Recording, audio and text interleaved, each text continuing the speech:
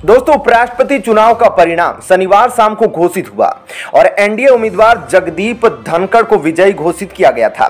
जगदीप धनखड़ भारत के अगले उपराष्ट्रपति हैं। जगदीप धनखड़ ने विपक्ष की उम्मीदवार मार्गरेट अल्वा को बड़े अंतर से उपराष्ट्रपति चुनाव में मात दी। चुनाव परिणाम घोषित होने के बाद मार्गरेट अल्वा ने हार का ठीकरा विपक्षी दलों पर फोड़ दिया। मार्गरेट अल्वा ने कहा कि कुछ विपक्षी दलों ने भी एनडीए उम्मीदवार का समर्थन किया। हालांकि उन्होंने एनडीए के विजयी उम्मीदवार को उपराष्ट्रपति चुनाव में बधाई दी थी, लेकिन विपक्ष को लेकर सोनिया राहुल को लेकर उनका गुस्सा 7वें आसमान पर है। हार के बाद मार्गरेट अल्वा ने कहा कि चुनाव संपन्न हो गए।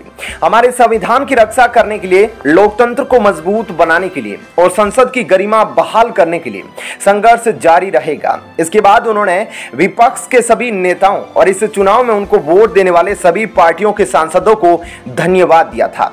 उन्होंने कहा कि चुनाव विपक्ष के लिए एक साथ काम करने, अतीत की बातों को पीछे छोड़ने और एक दूसरे के बीच भरोसा बनाने का मौका है।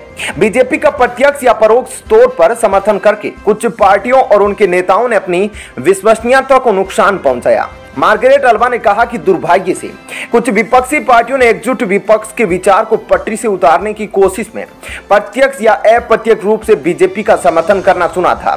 मैं मानती हूं कि ऐसा करके इन पार्टियों और उनके नेताओं ने अपनी विश्वसनीयता को नुकसान पहुंचाया।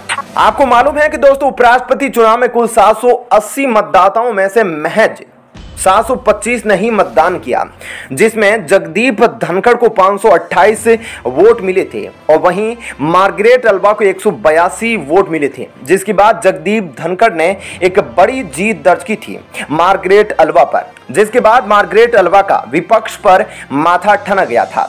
क्या कहना है आपका इस खबर पर जरूर बताइएगा। साथ ही वीडियो को लाइक शेयर कीजिएगा। धन्यवाद।